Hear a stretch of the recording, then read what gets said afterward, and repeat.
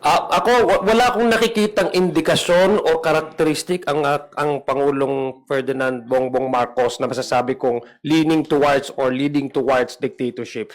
Diktador ba yung minumura ka? Ang tatay mo sinasabi kung ano-ano tatanggalin, i-exhume, tapos itatapon sa West Philippine Sea. Itathreaten ang buhay mo, itathreaten ang wife mo, itathreaten ang Speaker of the House, ang nagkapinsan mo. Tapos every time nagkakaroon sila ng rally, ang pinakapunto nila isirain yung isang pagkatao. Hindi lang yung polisiya, pero yung pagkatao ng isang individual tulad ni President Bongbong Marcos.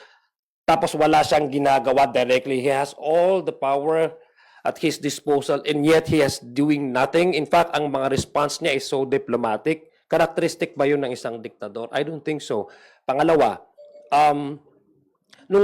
itong ginagawa ng administrasyong ito, he respects the separation of powers. He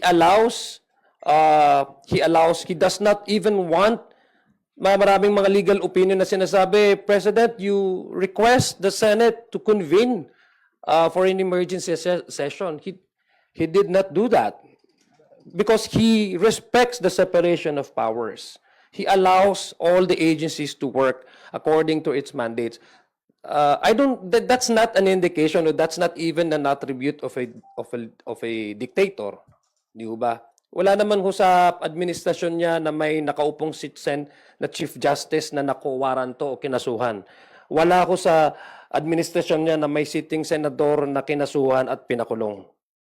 So there's no indication to me, mag-midterm na po ang kanyang administrasyon. Wala pong indikasyon na nagsasabing, hindi nga ho siya vindictive eh. In fact, hindi ho siya vindictive. Kung sa ibang leader po yon, mumurahin ka, tapos kung ano-ano ipagsasabihin sa yumao mong tatay. I mean, it's a human nature to really retaliate and get even. Wala ko siyang ginawa. Wala ko siyang sinabi na in a way na insultuhin niya yung nagsasabi or yung nagte-threaten sa kanya. Wala. So, it's far from it. So, I don't see any iota of him becoming a dictator. It's actually the opposite.